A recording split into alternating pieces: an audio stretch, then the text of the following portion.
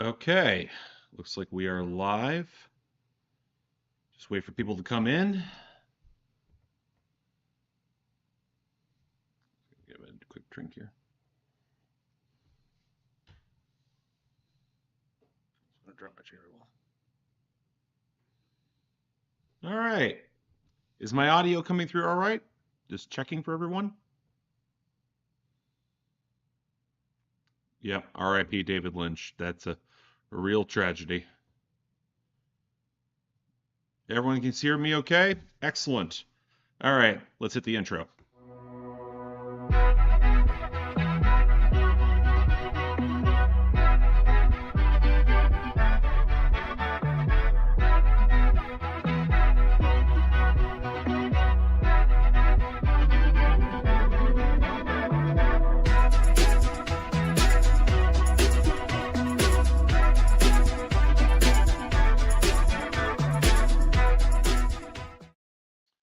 All right, here we go. Yep, we are back. Glad to see folks are actually coming in. Glad to see that folks are back in the new year. Again, there's been a couple of, it's been more of a focus on year-end lists thus far, but as of right now, I did want to have a little bit of a breather. I actually did go on vacation. If you saw the videos, I was away from the camera for, well, I wasn't away from the camera. I was away from home for about a week, so I had my reasons. All right, great job on the list. Thank you. I really appreciate that. Yeah, it's gonna be nice. All right, wait for a few more people to come in. Everyone's doing well tonight. I know it's a little earlier than actually it is. This is normally around the time I do it. Normally it's about 3 hours. It's probably gonna be a little shorter tonight. We'll get into why a little bit later on. Because, like, again, when it comes to album releases around this time of the year, it always gets a little funny. Even though Bandcamp does a pretty solid job actually providing plenty of things for people to cover um, at this point of the year. Although what they actually are, well, we'll get into it. All right. Thanks to Emily Choppa teaming up with Imagine Dragons. Why? Is that something that anyone needed? I don't think that's something anyone needed. I'm just saying. Yeah, January is a bit of a slow start. I still have stuff on my schedule to cover. Funnily enough, is that I did a precursor of what's coming up on the schedule and what I'm looking to cover for the next couple of days. They're albums that I believe we're gonna have songs from on Bandcamp this evening. So, or on Bandwidth this evening. So let's provide a quick introduction for all of you who might be new, and that might be more of you because we got a sizable subscriber bump thanks to our fun little endeavor with the year-end list. This is my series Bandwidth, where basically I started it last year because I wanted to have a way to catch up on everything I hear on Bandcamp. And the funny thing is that I figured all of y'all could share in that experience, get a little bit of live streaming in. Again, there's some custom emotes and stuff available for YouTube members, plus at the highest level access to my Patreon. You all know the drill. I've done the whole social media rollout here before. I'll do it at the end of every video. A couple quick things that I want to go through here. Thoughts on Jason Isbell going without the 400 unit for his next album? Not surprising. He's done it before. He did it with, I believe, Southeastern and Something More Than Free. If it's going to be predominantly acoustic or more stripped down, depending on who's producing it, that could be very interesting. Rest of the year does look pretty stacked. Here's the funny thing. You can always find more music out there if you go looking for it. Be pulling up Bandwidth later this evening as we go through it. There's still a surprising amount to get through, and while this will be a little shorter, I will describe why in a bit. I mean, for mainstream releases, I don't know. One thing I commented on Billboard Breakdown just 2 days ago was that there always tends to be the albums that just because you might be done with an artist doesn't mean the rest of the world is. And that being the big album bombs from both Lil Baby and Bad Bunny. Now, granted, those album bombs were reinforced by the reality of the charts being a little bit weaker because we're coming off of Christmas and just wanting to be able to fill in some of the gaps with new music. But let's not act like that Bad Bunny album isn't having significant traction. I just wish I liked it more. Jason Isbell working with Dave Cobb would not surprise me. Dave Cobb is kind of the best in the industry at doing that sound. Um, also, though, I do appreciate when like Jason Isbell produced for himself. That was a factor that came onto Weather Vanes, so we'll see where it goes. So, if you see the title of this video, if this stream, it's going to be two components, and I think the first is going to be before we get into bandwidth proper. Yep. I just want to go into a few things that are a little bit more in depth for what's going to happen on the channel. Normally, I do a big channel update video, but due to time constraints, I just could not get one done this year before I had to get on to my regularly scheduled stuff. So, a few important things to highlight in terms of housekeeping and how things were, especially reflection on 2024. 2024 was a really good year for me, but a little bit outside of YouTube. So what do I mean by that? I basically mean that I got through a lot of reviews as per usual. I finally got my big 3-hour vinyl video essay out with some truly excellent interviews. I was really happy I was able to pull that together and was the last person to interview Steve Albini before he passed. That means a lot, if only to me. One thing I will say though is that video essay kind of dominated the first 6 months of my year. And looking back on it and how it performed, it was the sort of video I'm like, yeah, that was a project that lasted for years trying to get that done. My original drafts of it started in 2021. I probably could have gotten that out like in 2022 if I had really set my mind to it, really narrowed and fleshed things out the way I wanted it to. The fact that I wasn't able to, that speaks to me. And it makes things more complicated because 2025 is going to be very busy for me for reasons that are exterior to YouTube. What do I mean by that? There's some personal life stuff that I would prefer to keep private, but suffice to say that not only is there a possibility you will be seeing different backgrounds behind me by the end of the year, but there's also other things that could be going on in terms of what I have to do and in terms of video output. That does not mean the reviews are going to slow down. They're my bread and butter. I tend to do a lot of them pretty well. If I have more long form stuff, I might get to it depending on what it is. But the problem there is that in terms of larger video essay projects, they may sit on the back burner a little bit this year. Not saying they're going away, but they might not receive the same attention. That is also the reason why you probably haven't seen my roasting the albums of 2015, because it would be the third entry in my roast series. The first of that series did really well. The second did okay, not compared to as much work as I put into it. I'm not sure it's worth doing, especially when I have other things exterior to YouTube that I really have to prioritize this year. Again, it's very much of when you're in your mid 30s, your life kind of changes in ways that you can't always control, but are actually, for the most part, for better, and would enable me to make better content down the road, at least for now. All right, let's take a look what else is here. Hurry up tomorrow, got pushed back to the 31st. Yeah, and that's the other thing. There's going to be a lot of odd delays and stuff like that when it comes to new albums. Like, I honestly don't think there's much tomorrow that is dropping that has a ton of interest coming from me outside maybe that Weather Station album, because I don't cover posthumous releases. So I know Balloonerism for the Matt Miller fans is coming out, and I know Matt Miller's estate tended to do a very good job with the posthumous projects. It's just not something I'm drawn to, and I don't feel like, given my distance I've always held to a lot of Matt Miller's music, I don't think I'm the right person to review that stuff. So moving past that. Yeah, again, like it does kind of suck because I do want to deliver more, but the things that I'm focusing on this year have to be prioritized. It's not a matter of, oh, I just want to do less work because I don't wanna. It's more of, this is stuff I'm doing that sets up the rest of my life. I'll leave it at that. Who's ready for new albums by My Morning Jacket? Don't care. Perfume Genius? Yes. And Lucidacus? Yes. Very excited about a bunch of those. That'll be fun. All right, what else do we have in here? I heard Bad Bunny's on track for his first #1 single, The Hot 100, with DTMF, if I remember correctly.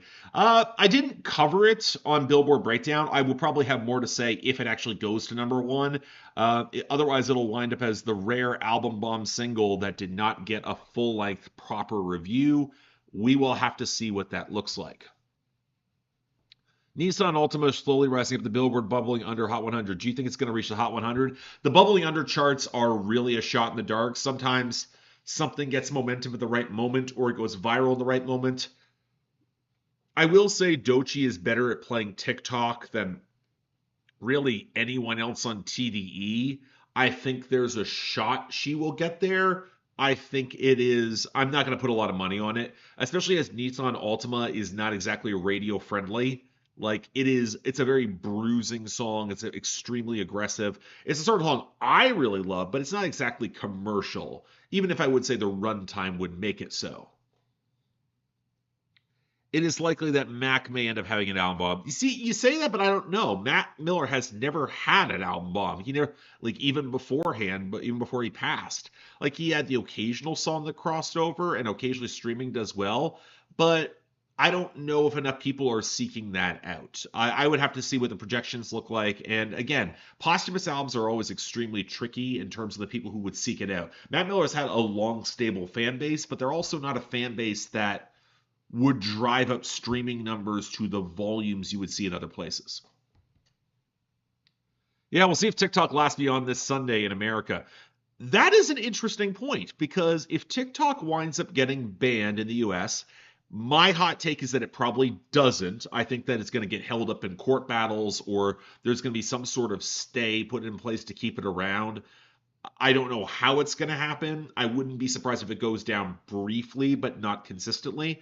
I think it's going to be very interesting if TikTok goes down and what that will open up in terms of other chart activity. Because TikTok has been a pretty major influence on what gets traction on the Hot 100, what drives virality. When you take that out of circulation, and with X being a cesspool and IG Reels being kind of garbage, like I don't know what is going to fill in that gap.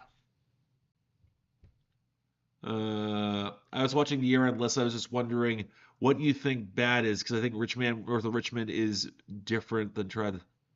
I said that when if you go back to Billboard Breakdown, I talked at length about my issues with Richmond North of Richmond and Try That in a Small Town. I think they're very different songs, very different framing, and very different industry forces behind it, which I was very much exposed when I reviewed Oliver Anthony's music, an album from last year, and I don't think anyone else cared. Which kind of speaks to a lot of terms of how the industry tends to treat an artist that may have groundswell to try to weaponize their support, but it doesn't really go anywhere when he wants to make something very different, which was very stripped back, very religious music. 2020 alongside Eminem. The one thing that might give Mac Miller's posthumous album some bit of a benefit is that it's not facing a ton of competition unless we get a surprise from out of nowhere, which it's 2025, that can happen. Headlock should reach the Hot 100 this week. God, that'd be nice. I'd love to see him mention Heat back on the Hot 100. That would make me smile. So how about that Human Fear? I'm not sure which one that is in Human Fear. I'm not familiar. RIP to the Sleep Token audience if TikTok goes. I don't think that's true. I think Sleep Token's got enough legit groundswell that can persist beyond TikTok. And I say that as someone who's not a Sleep Token fan. TikTok and virality with the UMG feud. So the TikTok has been driving the most traction virality. If it does get banned for a brief moment, it'll be interesting. I think it's going to be a blip. It'll be a pretty major blip to see what shifts because trends move fast. We saw that last year with the UMG TikTok ban and just how much that impacted the charts. But it also, if you have a broad-based effect on the charts, it could run into the situation where the industry just winds up having more control over what gets pushed and what gets popular. So get prepared for the worst possible industry plant discourse. Yay. Oh, Franz Ferdinand. Stay tuned for that. That's coming in a few days. Maybe tomorrow. We'll see. How I didn't even know it was coming out. Yeah, the Franz Ferdinand album has kind of fallen under the radar, and I know why. We'll have to talk about it. New Mumford & Sons album. Predominantly, from what I heard, they got rid of their problematic member, but If you know anything behind the scenes about Mumford and Sons, or you've heard certain Laura Marling albums, you know that all of Mumford and Sons is a problem. I don't know, and I don't care. They lost me pretty hard with Wilder Mind, and I'll say this for Noah Kahan. Noah Kahan did a very good job getting rid of any need we have for Mumford and Sons, significantly, because Dial Drunk is better than Little Lion Man. Yeah, I would say it's better than Little Lion Man, or it's at least comparable. It's in the same ballpark. I think the Post Malone remix is better than Little Lion Man. I'll say that. Year of Gracie Abrams. Ugh. Listen, I get her appeal, but like this is gonna sound bad. My general assessment with Gracie Abrams, she is to Taylor Swift what Tate McRae is to Olivia Rodrigo. She's a wannabe, and she's a wannabe in a way that I think has a place because she speaks to a younger audience than Taylor currently does. But I have not seen the chops in performance or songwriting to really go above and beyond.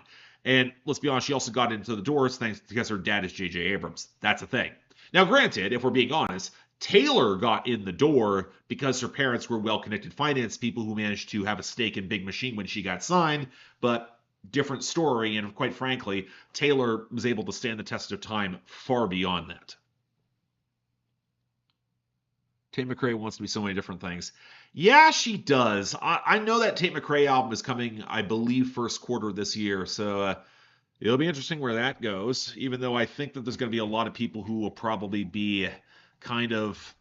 I don't know where her pop star. I haven't seen her fandom. I've never really had exposure to what that looks like for her. I'm just going to quickly check something in the chat here. Hold on, folks. All right, just check. Oh, there's the fan funding. Got it. Okay, just checking that. There we go. Are you familiar with Diana Krall? No. Let's see what else we have here. Hey, what's up? You heard the new Ethel Cain? I reviewed the new Ethel Cain. It was like 10-minute long. It was my most recent long form video. Came out yesterday. Give it a listen. I actually had a lot to say about it. I think it's really, really good. Yeah, also put out a video earlier today for the new Nah Really album. It's called Secret Pancake. And if you like that sort of like super chill, very relaxed hip hop that's very unassuming in its cleverness but has a lot of charm to it. In other words, if you actually like some of Mac Miller's more playful stuff, you'd actually really like that album. All right. It's planned for the second half of February. Thank you, Dario. Really lead into the early 2000s. I say mid 2000s. Like if she could do like a Nelly Furtado with Timbaland sound, or maybe a little bit of what Sierra was doing around that time, I could be into that. It would fit with 2000s nostalgia. And I'll give Tate McRae this: she can really dance in a way that I have not always been impressed by in the same way as many of her peers. So, like, there is a space for pop stars who can dance, and that kind of overpowers their music. See also Chris Brown. Tate McRae hasn't found her thing yet. What makes her stand out? Yeah. February seems to be a big pop month. Lady Gaga, Alessia Cara. I'm curious about that Alessia Cara album to a point. I feel like her career has been categorically mismanaged, and I've been saying that since her debut album. So and she's not even charting the same way she did in Canada anymore. Like, I don't know if there's going to be a ton to say, or if even there's going to be an audience for a new Alessia Cara album, or me reviewing it as such. Did you hear Joey Badass's diss where he dissed Kendrick? I did hear it. I highly recommend going to check out Open Mike Eagle's stream and then his video where he talked about that song. Shout out to Open Mike Eagle. He's better at the streaming thing than I am. One thing I will say about that is not only is the stream hilarious, I think it adequately gets to the point where I think Open Mike Eagle identifies that Joey Badass is more coming for competition. He's coming for folks in New York to step up, the New York hip hop scene to step up and show a solidarity with each other in a way that the West Coast really did for Kendrick in LA. Now, granted, there's issues within New York hip hop that I've heard from a lot of New York radio personalities and influencers that are more layered and complicated beyond people getting priced out of New York. You also have the element that New York DJs don't always tend to promote New York artists. New York artists, there is a there is less solidarity unless you're within specific niche underground camps. And the entire drill scene, the New York drill scene really got cracked down when a lot of it became correlated quasi unfairly with gang activity, where it really killed a lot of the music. And also, I'll be honest, a lot of that upstart drill scene in between 2000 and 2020, or between 2020 and 2022, just kind of burned itself out. If the best of that scene, or the most, let me say, not the best, if the most successful coming out of that scene is 5 Foreign, you have a problem. I think if Pop Smoke had still been alive, it would have been a very different circumstance. Uh, Oh, what else do we have here? Matthew Cole, thank you very much for the super chat. What do you think about Clipping's new singles? I've only heard them in passing. I like them a lot. I want to hear more. I tend not to seek out a lot of singles when it comes before albums that I'm really, really psyched about because I want to hear the album experience. If it's what I think it's going to be and leaning more to the cyberpunk side, I am excited because Clipping is, like, again, their pedigree stands for themselves at this point.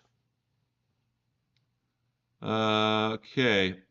Joey Badass is walking into a death trap by dissing Kendrick. I don't think it is. I don't think he is because I think everyone's now got this impression that Kendrick is this sort of killer.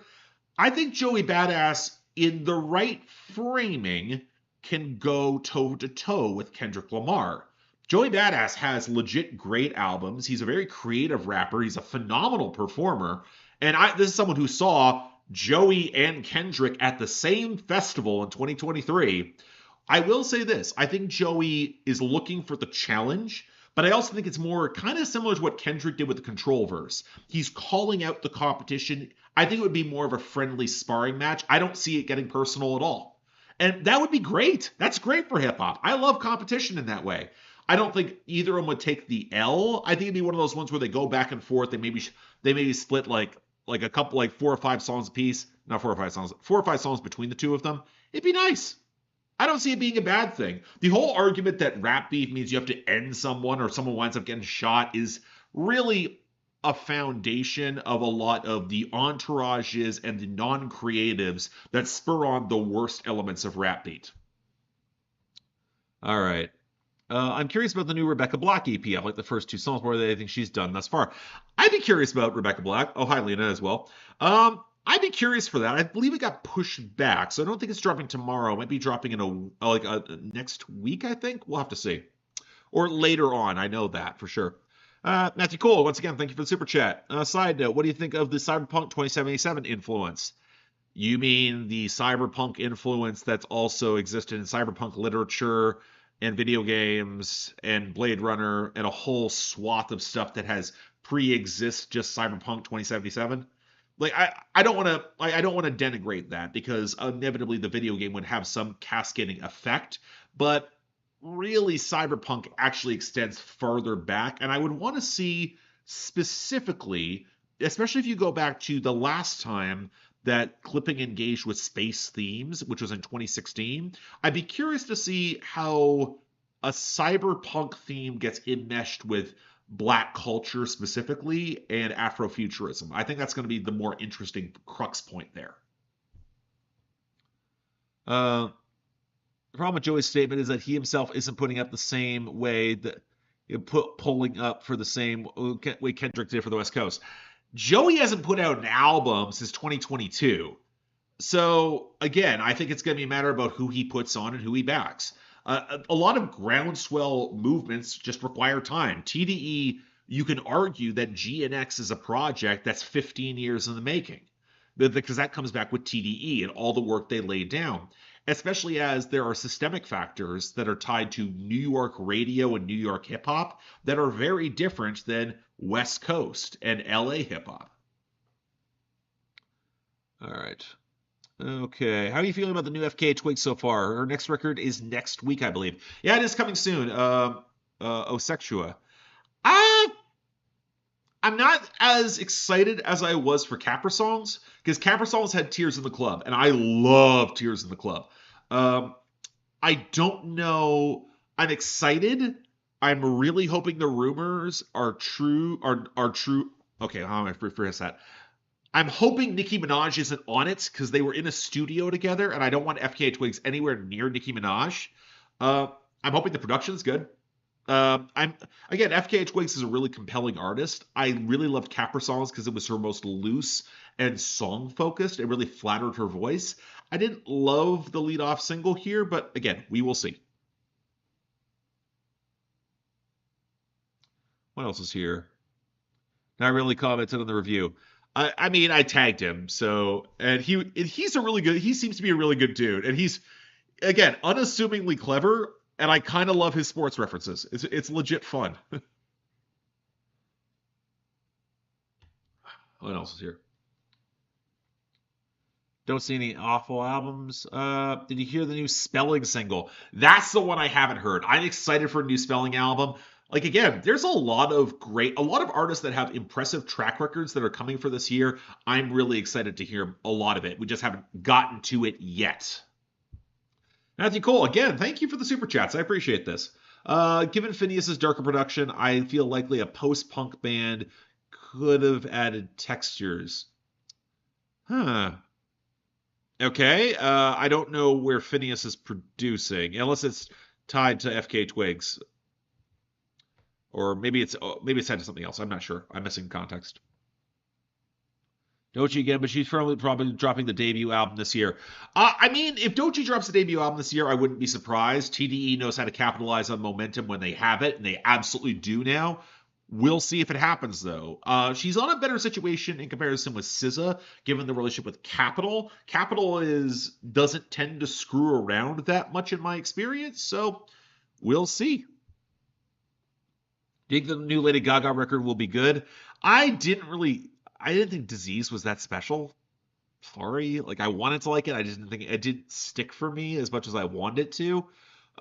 So maybe Lady Gaga's a great performer and she can be a great writer. I want to see how it culminates wherever she's going. Will Cardi B release a full album this year? No. I'm gonna say it now. I don't think we're getting another Cardi B album. I just don't. I think there's too much going on for her. And I think they've fumbled the album rollout too many times. The only way we're going to get a Cardi B album is going to be a surprise album, in my opinion. And the reason I say that is because she should have dropped it in 2021. I don't know who the hell at Atlantic told her no, but I think between the pandemic screwing up her timetable, having children, the on and off again nonsense with Offset, Takeoff dying, there's just way too much there. I don't think she's in a situation where we're ever going to get the album. I think the moment's passed, even if she's just a great guest feature now. All right, let's see what else is here. Thoughts on Travis's new album, Up? Travis, are you talking about Travis the band or Travis Scott? Because the latter I don't care about. Actually, I don't really care about either of them, if I'm being honest. All right. I mean, Disease Free was also good. All right. Have you heard of the new clipping album? I mean, I've heard of it. I've been talking about the singles. Um, all right. What else is here? Will balloonerism affect the Hot 100? Tough to say. It'll depend on how much of the streaming gets behind it, or if the fans really get behind it. Again, Mac Miller's estate has done a good job when it comes to posthumous singles. I don't think there's a ton of competition really going against it, unless we get a surprise. We will have to see. Will we get another Ice Spice album? Sure. The question will be, will anyone care about another Ice Spice album? What do you think about the 3 singles from Hurry Up Tomorrow so far? I've already reviewed them on Billboard Breakdown. Please go check those out. None of them are good, or none of them are great. Like in the way that Heartless, or the way that Take Your Breath, or even the way Sacrifice was. Like Out of Time is probably my favorite song from Dawn FM. But then you also Heartless, Blinding Lights, like that run of pop singles are really strong. There's something about the singles for this new Weekend album that has me concerned that he's out of ideas, or he just can't stick the landing of the trilogy. I don't know. I feel like he's trying to go off on a bang and he hasn't found it yet, which is very concerning. Have not heard the new Lucy Dacus tracks. I do want to, though. All right. What else is here? Is Cardi dropping this year? Who cares? I say that glibly, but at the same time, like, At this point, given all the nonsense coming up around Opium and their artists, I include Cardi in that. I just do not care. There's not enough content. There's not enough things being said for me to get invested in Playboy Cardi. And given all the other crap that's around him, I'm just not interested. And I'm asking the fans, why are you still interested after as much as he's jerked you around? Like, Die Lit is coming up on nearly 7 years ago. You can move on too. And while a whole lot of people will get behind a whole lot of Red, it has not aged as well as you might think. Yeah. All right. You know what? We're a half hour into here. I managed to do my little state of things going on. Let's talk a little bit about bandwidth tonight and where it's probably going to be a little shorter than usual. The factor of the matter here is that bandwidth is based off of new songs. In other words, I want to be highlighting stuff in 2025 that's actually been released. So the question that we're going to encounter here is, well, not everything that gets pushed through Bandcamp's recommendation system comes out through 2025. We encounter that with archivals or reissues or demos all the time. It's even more pronounced this time because we still have songs from December 2024. So we're going to be going through some of those. It's probably going to make this a little shorter. Quite frankly, I'm okay with that. I have not actually had a chance to go out on a Thursday night in a long time, and I'm kind of looking forward to it, at least maybe once. All right, answer a few questions before we hop back into things. Cardi's subreddit hates him now. Yeah, that won't last. Will Chappell Roan actually capitalize on momentum? I don't know. Chappell Roan is in a very interesting situation. I'm curious if the sophomore album drops this year. I think it might not. It might come out 2026, and that might be too little too late. We will see. Matthew Cole, I feel like Muse lost their touch after the Second Law. Yeah, that's just true. All right. I'd love for Chappell Roan to drop an album this year. I think it would be really good. I'd like to get to work with a different producer than Dan Nigro. I think he laid a good foundation, but I think her sound could really afford to be fleshed out and add a little bit more to it. We will see if and where that happens. Okay, yeah, the Second Law is fine. We're not having discourse about the Second Law right now. And will A$AP Rocky drop the album? Why would he need to? He's with Rihanna. He's fine. And honestly, his singles have been better than they should be. All right, let's get on to things. Okay, we are here. All right, let's make sure I can interact with stuff because, again, it's been a while since I've had to go through all this. Let's go to Bandcamp Daily. Album of the day. This is from Ela Minus from Dia. This is Colombian musician drummer. This is something that apparently she was recording back in 2022. The song here looks like we're starting off with some minimalist electronic music. The song is called Broken. Let's give it a listen. Mother, I've been a fool. I let them in, even when you said to not listen. Went to hell and back, left all the way. Now I'm broken.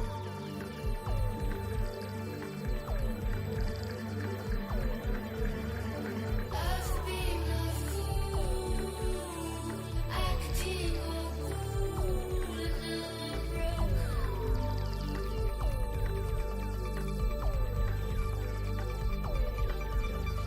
How can I see I got you if now I'm broken?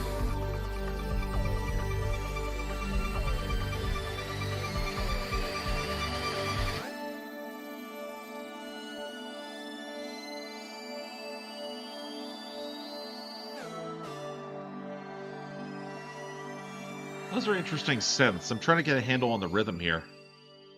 I'm on my knees. Oh, there we go.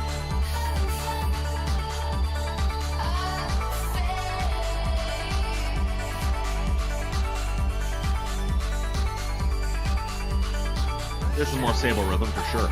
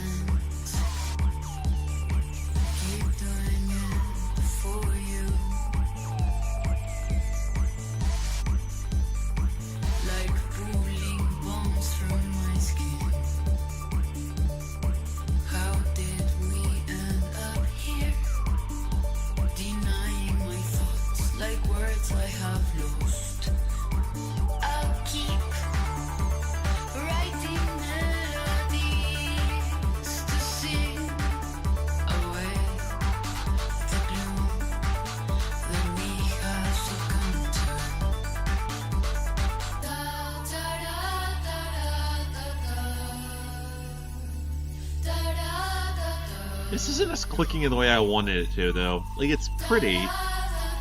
Like, I like a lot of the little bit of weedy effects around the groove, but it feels shockingly predictable.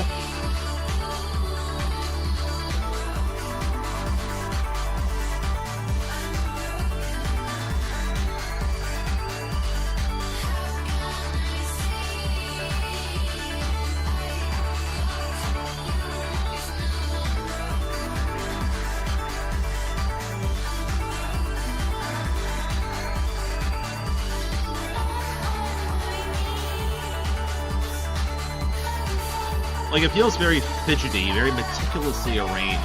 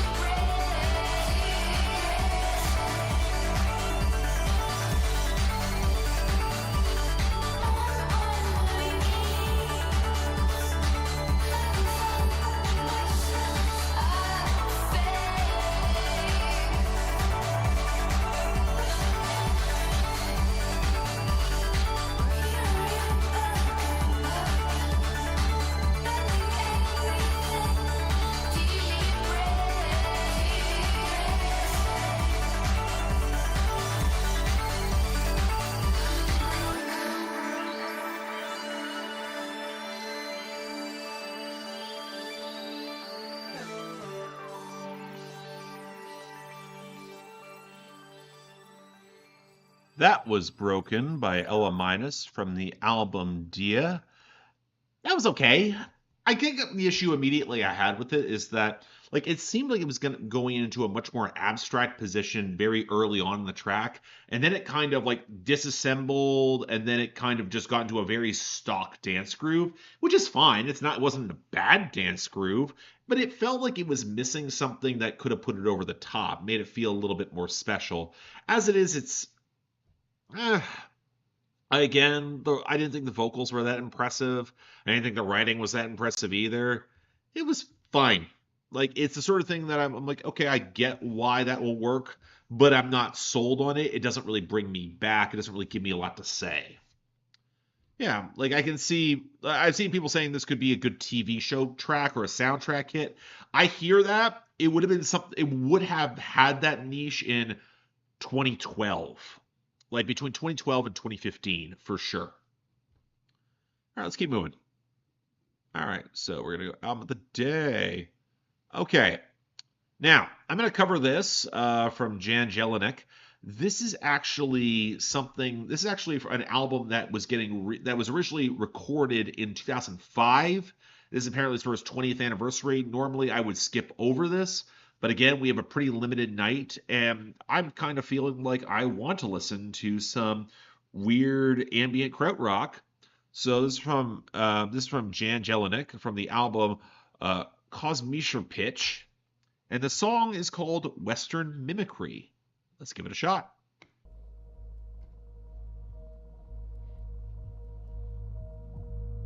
Change the background here.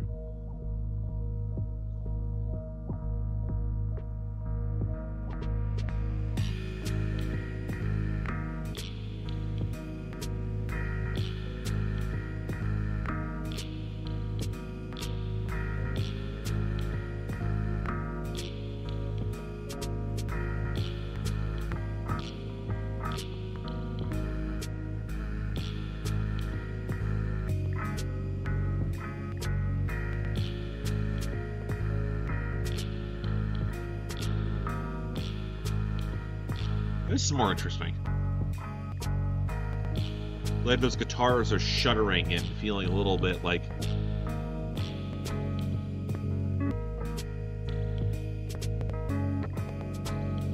This feels very of its time.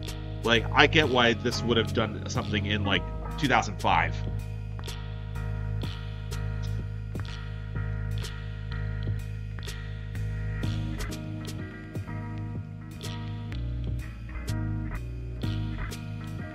Like, it feels almost a little disassembled.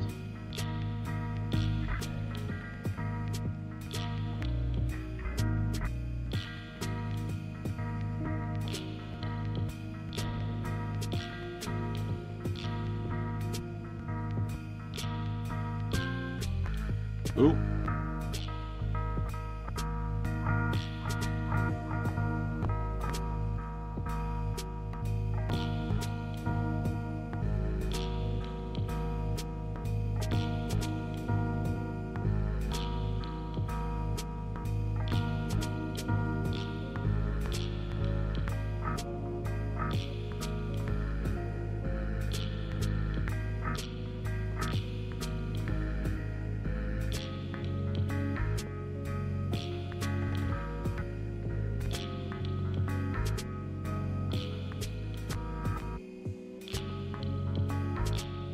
It's a weird mix. Because I kind of like that, like, whirring zip of the percussion. But I feel like this needed to evolve, and it kind of didn't.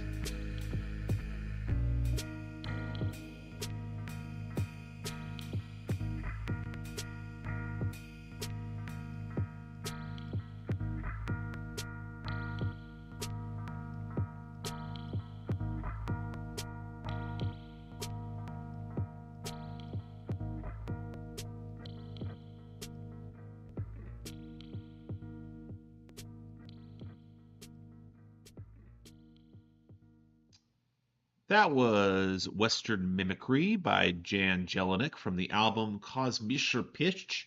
Can you tell this is German? Interesting. This was kind of interesting.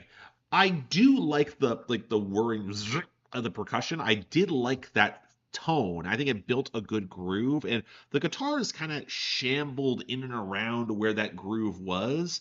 It did have again, I look at the album cover and I'm like, yeah, that kind of makes sense. And the very German krautrock side of it definitely shone through as well, where when you discover that this guy also worked in jazz, that is also a factor. I can definitely hear how the combination of the influences would lead to something that feels that unkempt.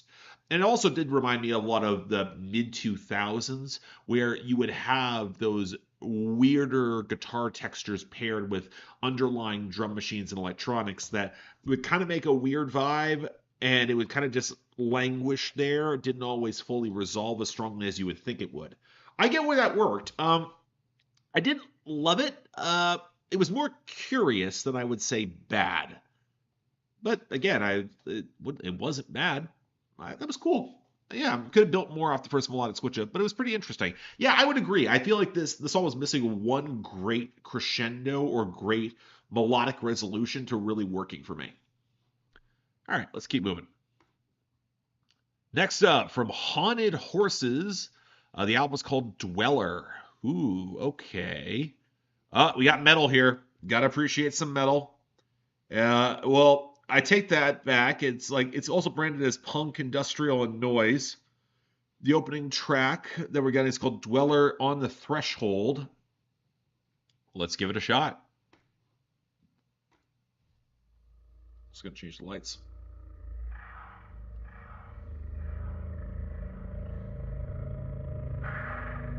That's right.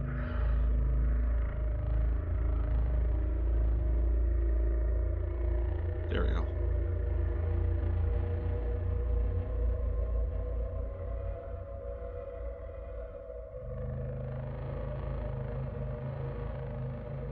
This is not what I was expecting. I don't know what I was expecting, but this wasn't it.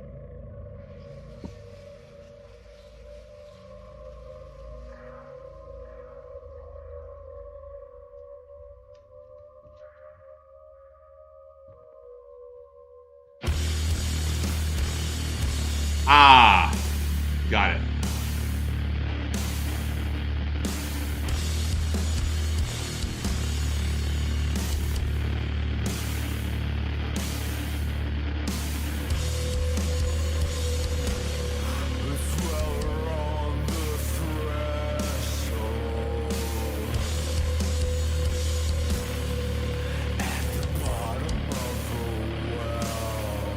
Ah.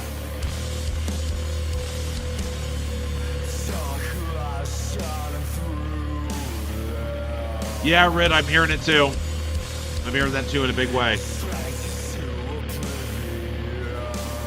Is Haunted Horses on the Flenser? Because they probably should be.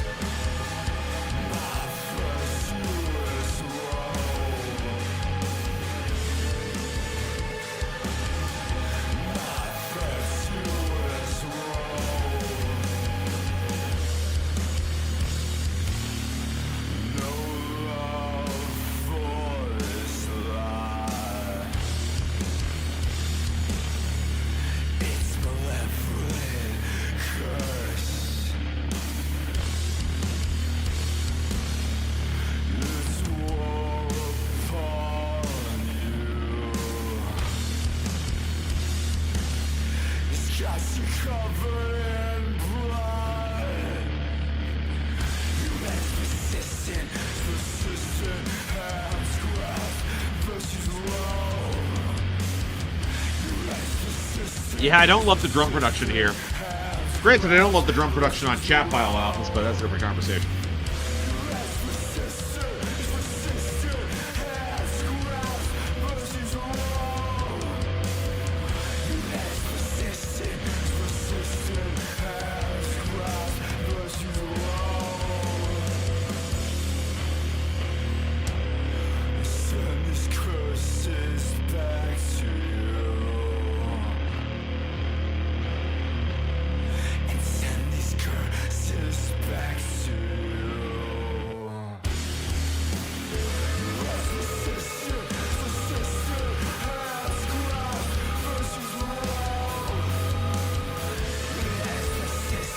Yeah, I know what this is, and it's making me chuckle a little bit.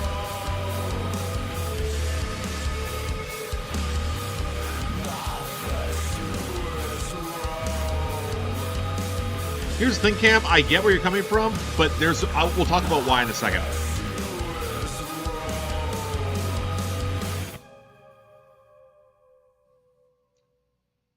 Okay, that was Dweller on the Threshold from Haunted Horses from the album Dweller. Let me start off by saying that is not a bad song. I think it's pretty good. But man, the influences I can tell really strike prominently. The immediate comparison is like, oh, someone wants to be Chat Pile, but they're nowhere near as heavy or crushing as Chat Pile is in the groove section. Honestly, the guitars just felt a little thin to me. And again, I didn't love the mixing of the drums. I feel like, especially the cymbals, they kind of felt filmy. They felt like there was the pickup wasn't as sharp as it could have been. Yeah, so one thing I will say is that it really did remind me if Chat Pile was fronted by Nick Cave, except early Nick Cave, like just out of Birthday Party Nick Cave, before he had fully mastered like any sort of gothic importance or presence. And that's kind of where the lyrics seemed to come in. That was trying to be really a little over the top edgy. But that's the difference. Nick Cave had a sense of humor. I don't think these guys do. And that kind of like it's trying for those atmospherics, which I did like. Like I didn't mind the fusion of the ideas, but it feels like the component parts aren't quite strong enough to fully knit it all together, and that's kind of where I fell a little short on it. Not bad though. Like again, I feel like that sound is probably a producer away from being very strong. But again, it depends on where that's coming from. Next up, let's keep moving. All right, this is from Zeta. Was it medicine to you? Is this album out? See, this is the thing. We're now in the situation where I need to check on my end whether or not the album. Here we go. Zeta. I was looking at this earlier. Is it from this year? It is from this year. Awesome. Okay. The problem is that the song is only 22 seconds long that they have put up here. So what I'm going to do, I'm going to skip this. I'm not going to skip it. I'm going to go to the album itself directly. I'm just going to play the second song. Second song is called Privilege. Let's give it a shot.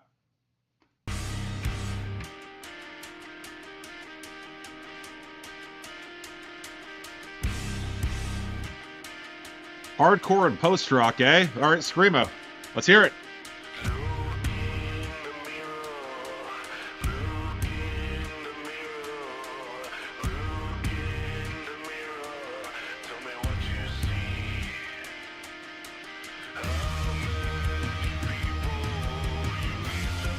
No lyrics.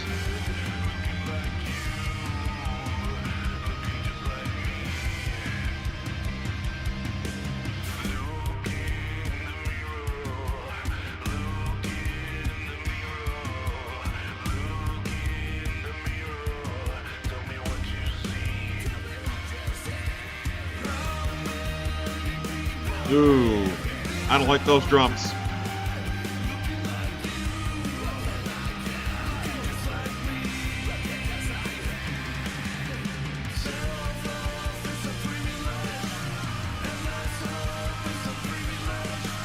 Yeah, I really hate how they mic the cymbal.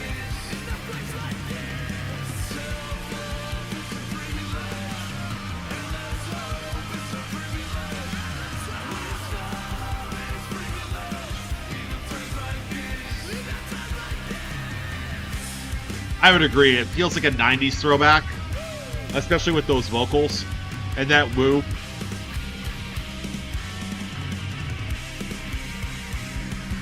And the occasional time signature change up here. That's what I hope I am, to be so much myself that my audiences and even people who meet me, they're confronted with what I am, inside and out, as honest as I can be. In this way, they have to see things about themselves.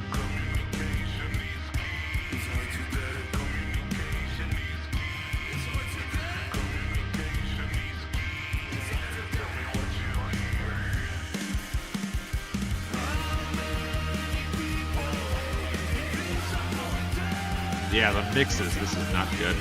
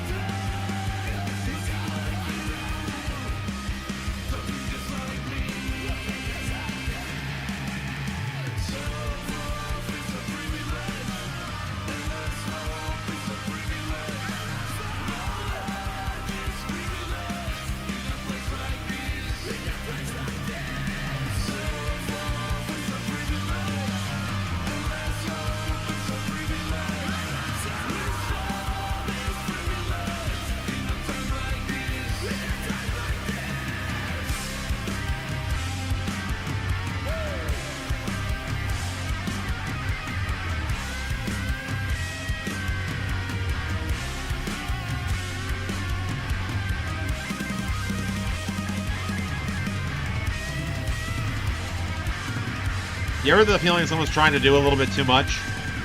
Yeah.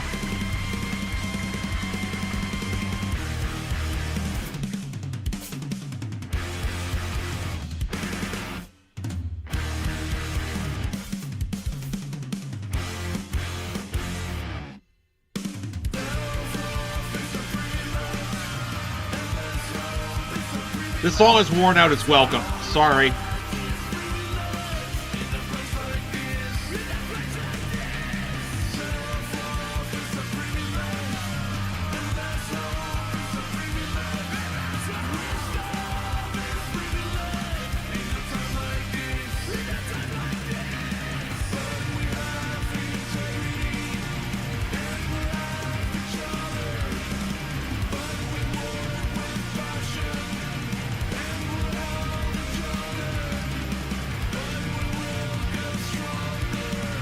going to try turning it up a little bit. Just keep you guys aware of that.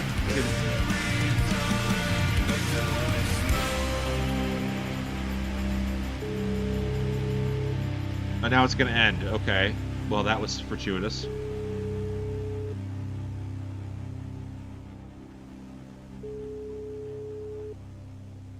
Your call has been forwarded to an automatic voice message system. Okay. 267314767 is not available. At the tone, please record your message. When you have finished recording, you may hang up or press 1 for more options. Yeah, enough of that. This is Privilege by Zeta from the album Was It Medicine to You? That was rough. I'm sorry, it was. Here's the thing. The playing was mostly there. I think that there's talent here. I think, honestly, the song construction was there. I feel like a lot of Screamo can get stuck in a bad habit of not having good song structures. There is a structure to that. But it also felt very much like a throwback where, especially the vocals, they were trying to do this more gruff, borderline post-grunge thing alongside, well, screaming vocals that weren't any good and drum mixing that was even worse and a lot of breakdowns that were trying to be more chaotic and interesting than they were. I don't know. It wasn't bad, but it felt like there was a lot of pieces that were getting thrown together. And I feel like the talent is probably there, but the execution just did not come together with that. Maybe a 22-second intro would have been enough to really pull people in, but that did not. I hate saying it, honestly, because again, like there's something there, but no. All right, let's go back to Bandcamp again. Bandcamp Daily, album of the day. Oh look, Franz Ferdinand. Nice to see these guys. The Human Fear, the opening song is called Audacious, I believe. Because I believe I'm going to be reviewing this fairly soon. And I have lots of thoughts about Franz Ferdinand. I'm excited for this. From the Human Fear, the song is called Audacious. Let's give it a listen. All right, here we go with riff 1.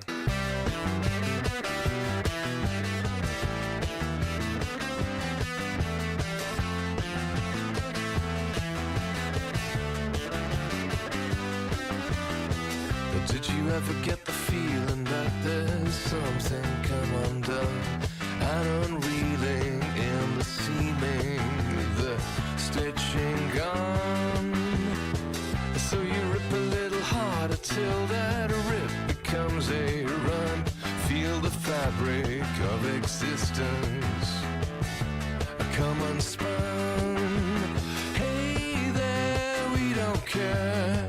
I could be standing way out where you're naked and freezing till you run. Freeze or run, but don't stop feeling audacious. There's no one to save us, so just carry on. And don't go blaming the neighbors. You know they're the same as us. We should just get on. Get on.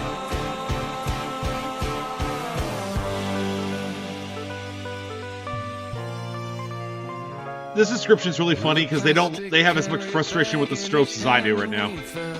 So you were standing under the holly tree with exasperated feelings and hey ho, you don't know. Is it a joke? No, I said no. I'm serious, more serious than I've ever been. So don't stop feeling audacious. There's no one to save us, so just carry on. And don't go blaming the neighbors. You know they're the same as us. We should just get on. Get on.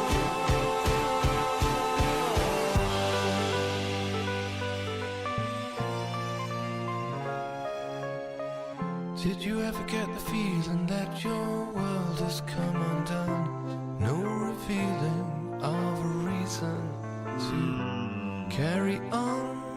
when hey there, it's there, waiting just in there, ready any time to come along. Along, so don't stop feeling audacious, the unknown and the famous, they say just carry on. No, there's justice to save us, forget any favors, we should just get on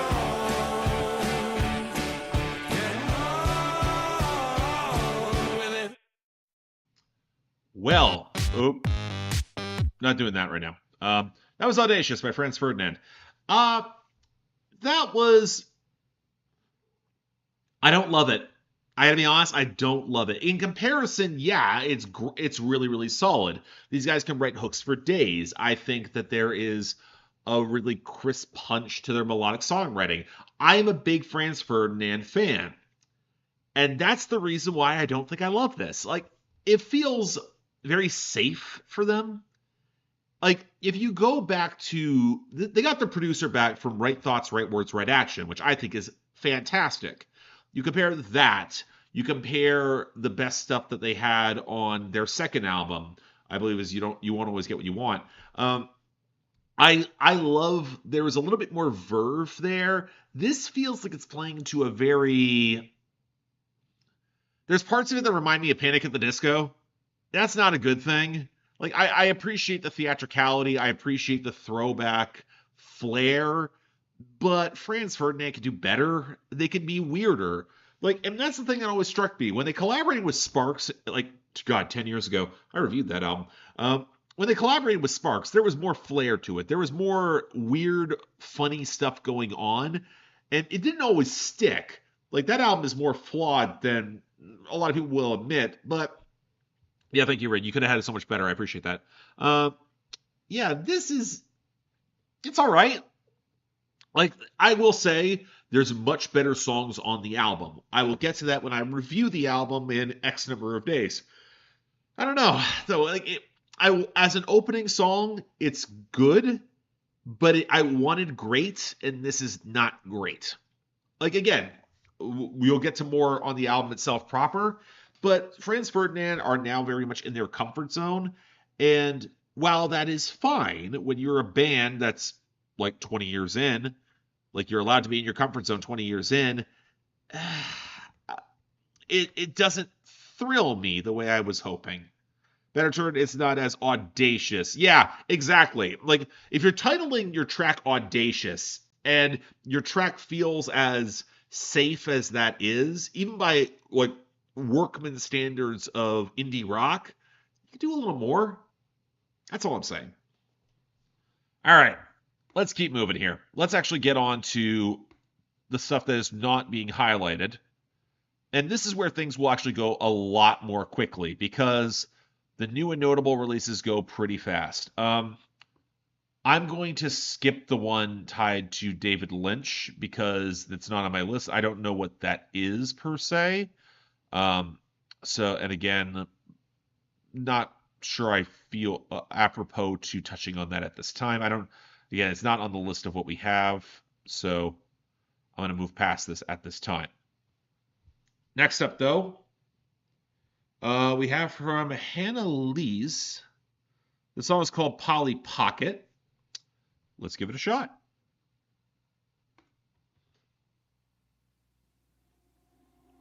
Live in this world just like Polly Pocket. Dreams twirl in the miniature delight. So come on, take a seat on my glitter hot pink sofa, and we can paint our nails while we're sipping cream soda.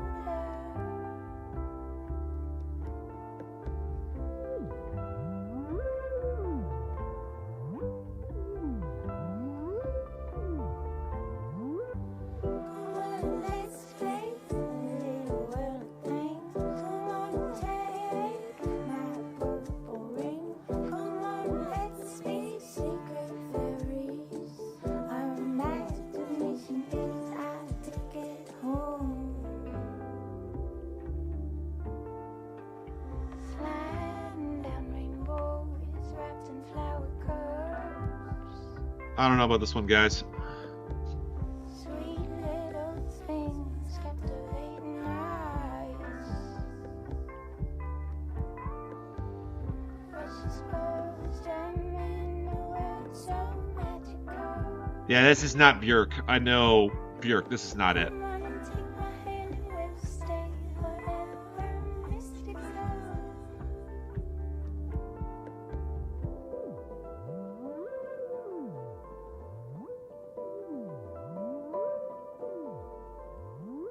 Come on, let's play a little world of things. Come on, take my purple ring. Come on, let's be secret fairies.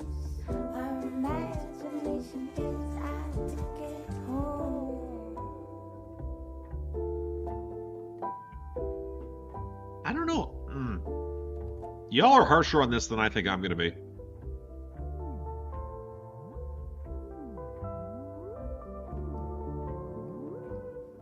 I'm a little teacup, short and proud, in a tiny world where we're all allowed to imagine.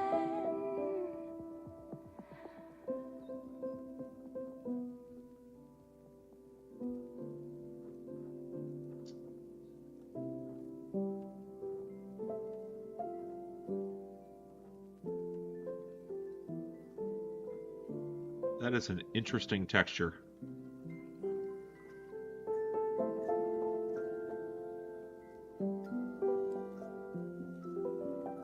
Yeah, going for something is as apropos to describe this. All right, that was Polly Pocket by Hannah Leas from the album Innocent as a Rose. It's okay. And that's kind of the vibe I was getting with it. I hear the Björk comparison, but Björk never sounded this childlike. Like Björk had very girlish vocals at certain points, especially early on with the Sugar Cubes, but this was very like it had that childlike tone, but it was also really epitomized by the subject matter. I heard people call it twee. I hear that, but it also doesn't feel as precious because you had all those filters kind of like sliding it off rhythm where the guitars sounded more fragmented. It almost felt like it was kind of like going through like an old tape reel, a bit like hypnagogic pop vibes. Again, not really for me, but in terms of some atmosphere building, I'd argue it's effective.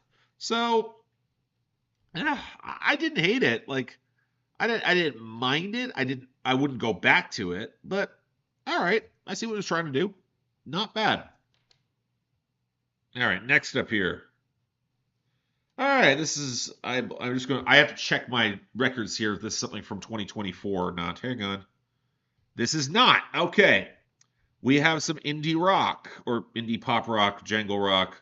It's being branded as shoegaze. This is Prism Shores. They're from Montreal. The album is called Out From Underneath. The song is called Tourniquet. Let's give it a shot.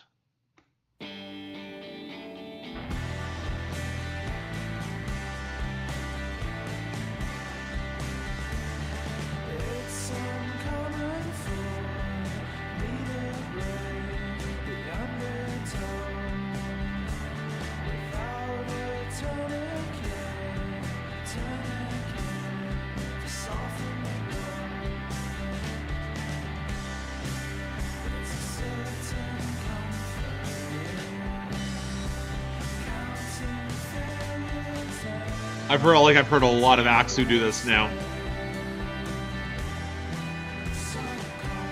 Like a very wistful brand of indie rock that kind of leans on a little bit of noise and shoegaze.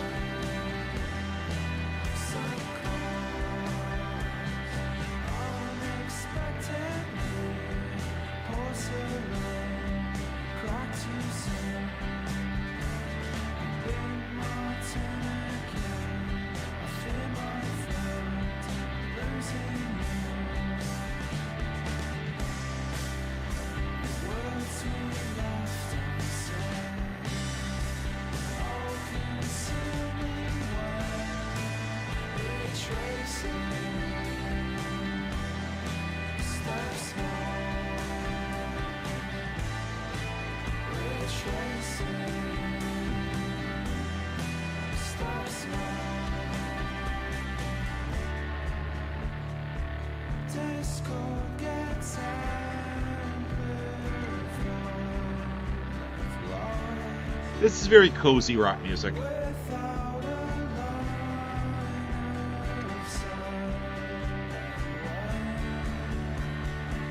The creeping doubts subside.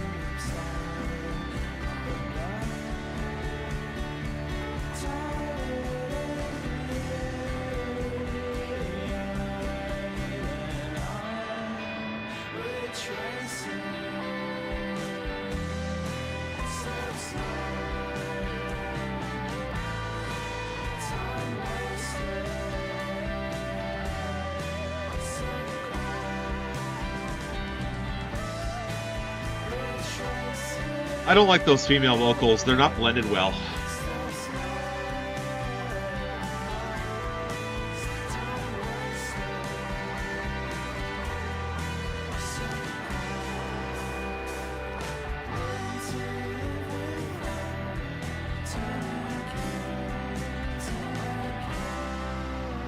I hear a little bit of Yola Tango as well. I get it.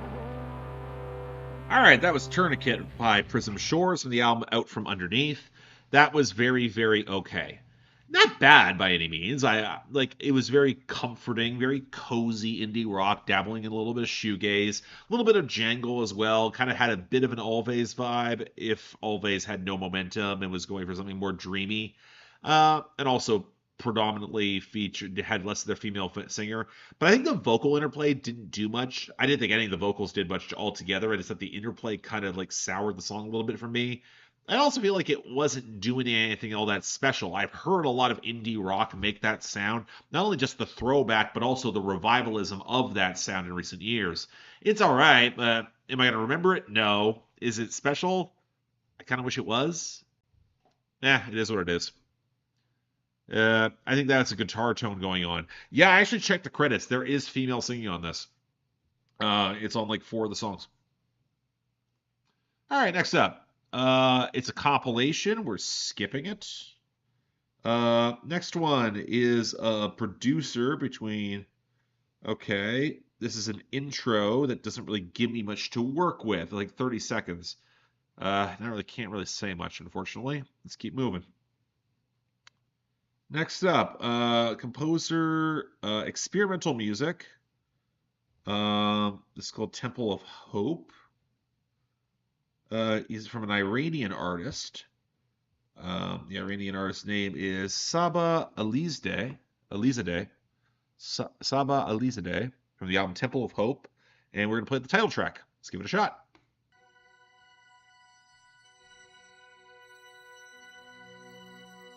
Ooh.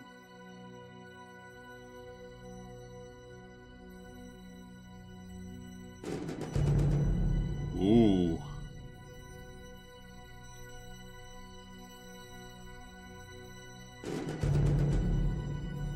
This sounds grand.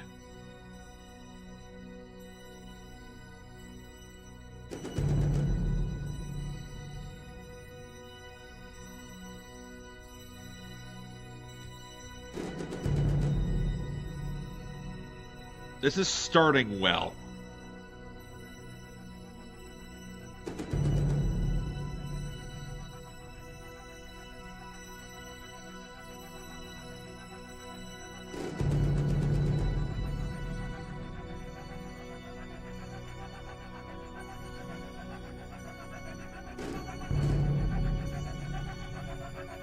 We might not be getting payoff. This is getting darker.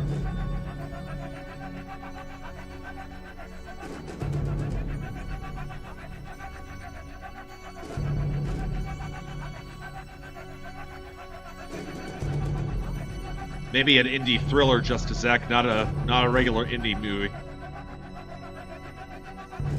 This one got a lot darker.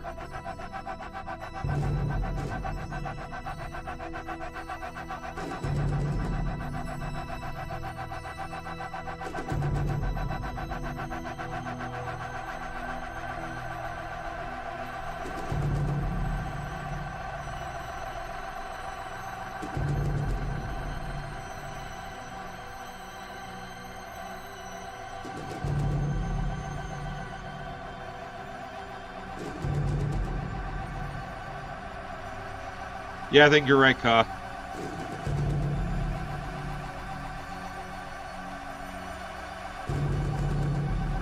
It is cool though. I like those drums. It's very well. It's well presented, but it's actually a really interesting setup.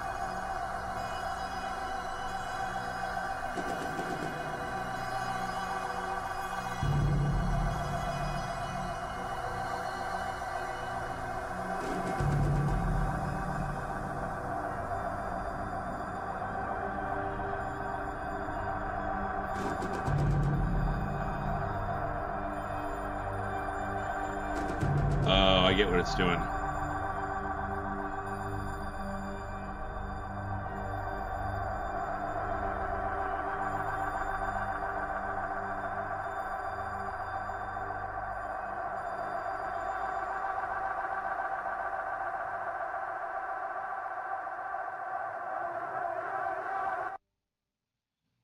All right, that was from Sabba Alizadeh, from the album Temple of Hope, the title track. Really impressive song, and I'm reading the description along the side here. This is apparently a concept album exploring her native home in Iran, and from what I could, I believe it's a her. Oh, his homeland. My apologies. It's specifically speaking on the women's rights movement that's taking place in Iran. That's why I get the feeling it starts off so aspirational, or it sounds like it's going to build to a big like breakdown or like a huge hook, and it doesn't. It tilts into something much darker, and that kind of makes sense if you know the political climate in Iran right now. Like that is kind of I kind of respect what it chose to do. It started off really aspirational, but then tilted into the consequences of said aspiration. Yeah, that was impressive. I like that. That was really good. Yeah. All right. Next up here. Okay, that's a compilation. All right, we got some punk music. This is from Molbo. Um, okay. Uh, oh God, I cannot pronounce that song title. All right. Apologies here. I have to read this, and it's going to be a nightmare. Apologies in advance. Spokelsi med guitar scremenon. Where are they? Where are these people from? Germany. Again, apologies to everyone for my German. Let's. It's only about a minute and a half long. Let's give it a shot.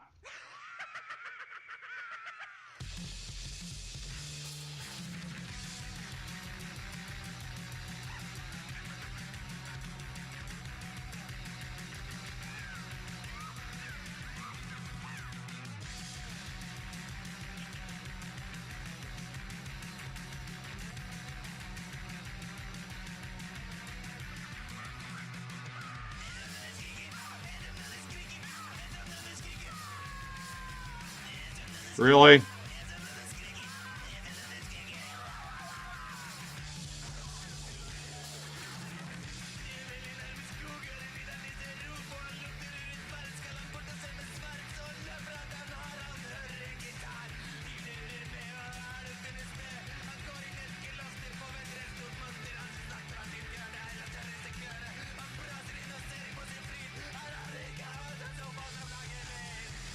Oof.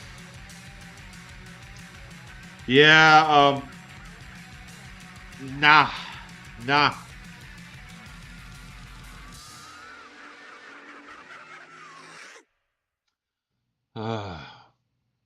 Okay, I'm not going to try pronouncing the German again. That wasn't very good. Partially because again, some of the production. If everyone is saying that it's too quiet, if you're saying it's too quiet, I advise again. I None of these songs appear to be very well equalized when it comes to the overall browser. I try to turn up on my end a little bit, but again, it didn't sound good. It reminds me a lot of the really shitty hardcore tapes that would come out right after the Misfits did their thing, trying to go for that kooky horror vibe, but they always kind of sound like shit. And that's kind of the vibe I got with this. Like, like again, it's not very good. I can't begrudge them that because, like, again, like it's clearly trying to go for a kooky horror, lo-fi spookhouse vibe, but like it's not funny and it's not imposing, and and the mixing's not good, it's not going to do much for me. That's all I'm going to say there. It happens. All right, let's keep moving. All right, we got ambient music. Thank God. How long is this? I want to make sure that it's not going to be too long. Oh, nothing that bad. Only 8 minutes long. This is from Yumiko Moroka and Takashi Kokubo. Um, the album is called Gaiaphilia. The song is the title track, Gaiaphilia. Let's give it a shot. Let's have some ambient.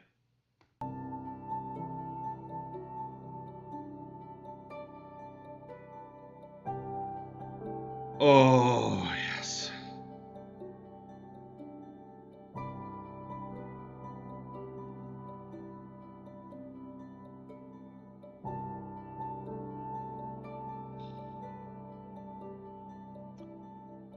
Yeah, everyone get cozy.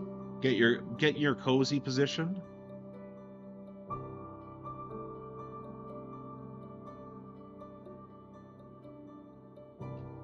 Honestly, 8 minutes isn't that bad. Like, again, after having to review Perverts by Ethel Cain, where multiple songs broke the 10-minute line, this is easy.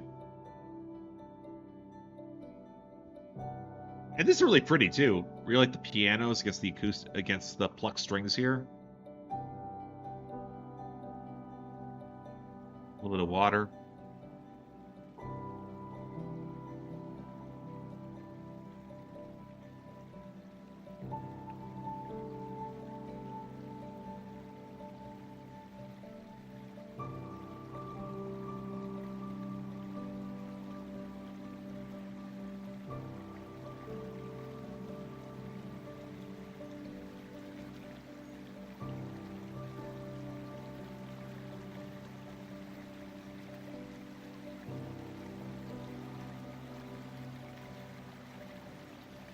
God, it only sounds like video game music because this would likely soundtrack some more little walking simulator where there is water.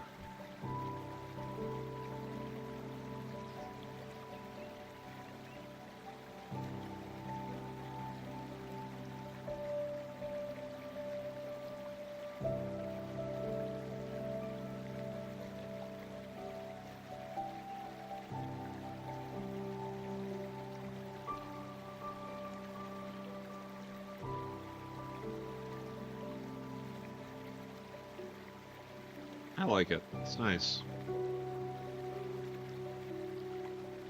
Puts me in a happy place.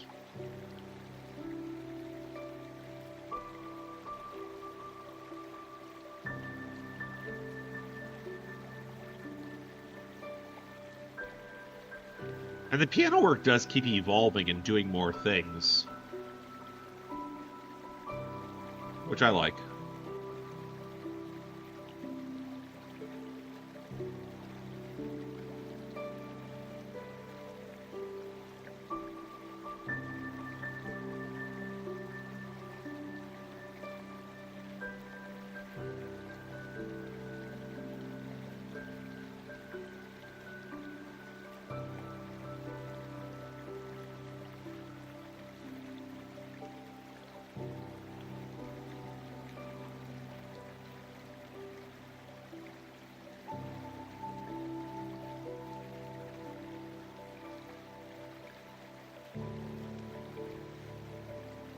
Yeah, exactly. For this sort of ambient music, this is fine. It's very pleasant.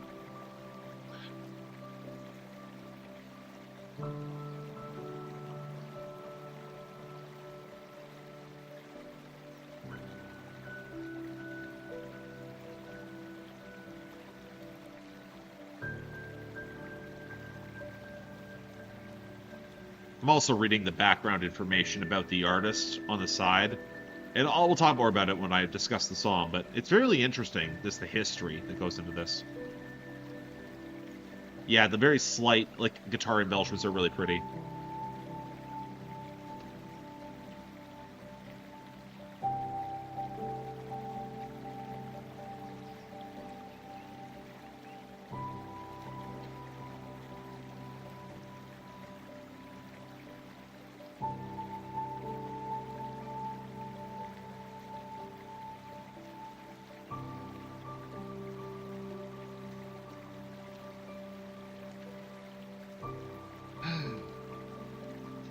I just need some jazz and I'd be set for the evening.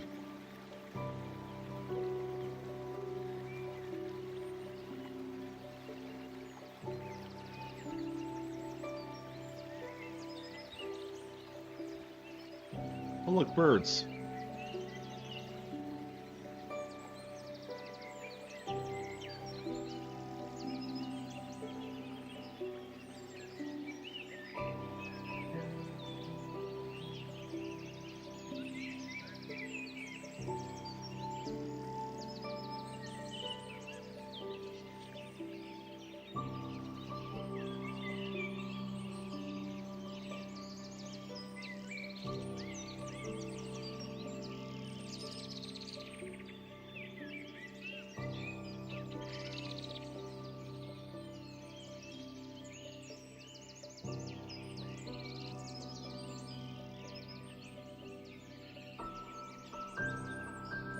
Ooh, I like that piano.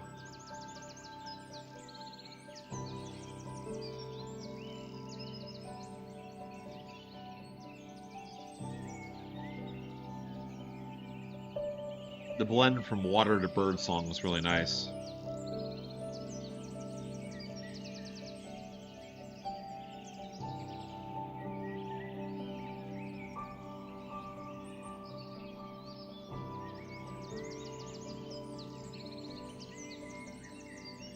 You're right, Scott, and there's a reason why for that. We'll get into it in a second.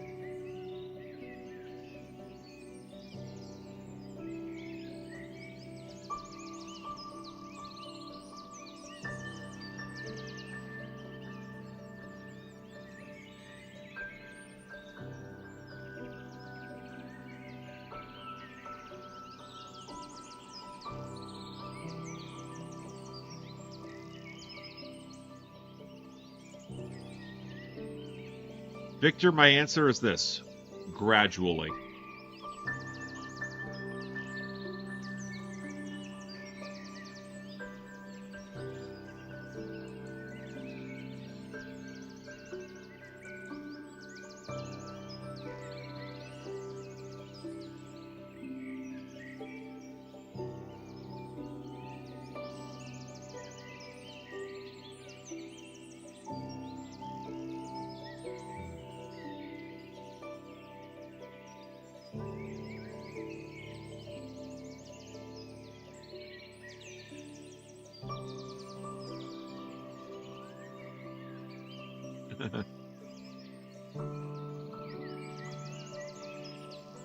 This is so nice.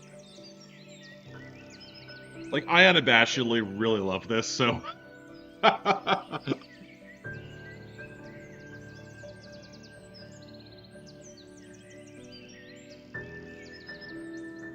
Because there's such those beautiful trace elements of melancholy in the piano line that I really, really like.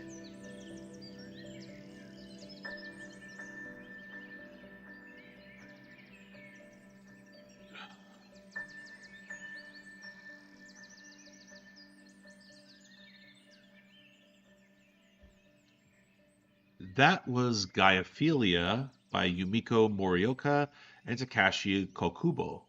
A few things I want to talk about with this album because I think that was excellent. Talked a lot about how the song was evolving through the track in terms of the main piano line and the water came in, then you heard the bird song, and there was slight touches of guitar and synth that were embellishing certain elements. What you might not know is the history behind these artists. The pianos were all contributed by Yumiko Moroka. Her speciality, she's actually been in the new wave scene since the late 80s. And whereas specifically Takashi Kokubo, he's also been in and around that scene, but he specializes in field recordings, more of a producer type. The blend of their sounds together is so seamless. There's a studied veteran skill to how well that was mixed that I really, really liked. Again, I am a sucker. I'm forgetting all my ambient bullshit, but that was really pretty. Like, that was just so well produced. The flow was immaculate. You could tell there was a precision and measured cadence to how an ambient song is structured that I really feel can be kind of mishandled. Like, if I had a critique of Ethel Cain's Perverts, and I said this in the review, it was that you could tell she was still kind of feeling her way around the ideal length for some of those drone cuts, where they just felt like they were long, or they were a little stretched too long for the amount of ideas that were on display. And not that the length wasn't appreciated, but you can express similar ideas while having a better command of the length of the vibe. Now, granted, that is entirely subjective, but I feel like there's a skill between someone who is just testing it out versus a master, and that was mastery. That was excellent. If you're curious about the album, March 12th this year. All right, next up. That's a re-release. Okay, so let's actually take a look here. That one is not on my list. My Morning Jacket. Oh God, you know what? What the hell? New My Morning Jacket. The album's called Is. Let's give it a shot.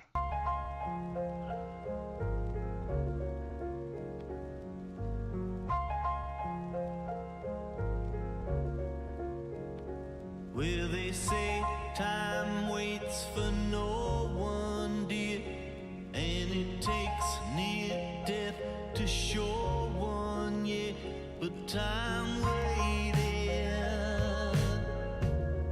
for you and me. We know real love takes forever, yeah, and the clock ticks faster every year, but time waited for you and me.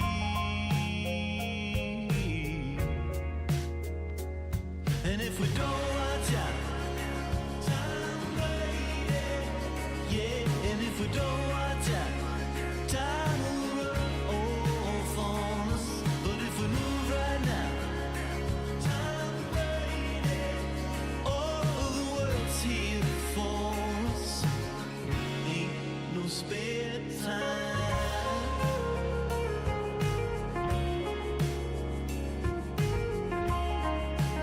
Yeah, Scott, I do too. And I did cry on your shoulder, dear, at the thought of getting old. Yeah, I think it's all right. I'm not wowed. Yeah, it's very much I'm fine with this. And they've kind of been coasting, making a lot of this very similar music for a while. And if we don't watch out, time waited, yeah, and if we don't watch out, time will run off on us, but if we move right now, time waited, all of the world's here for us, ain't no spare time. Time waits for no one, with no one except you and me. It's nice. We've got I just feel like I've heard so much of this folky indie rock. I grew up with this, so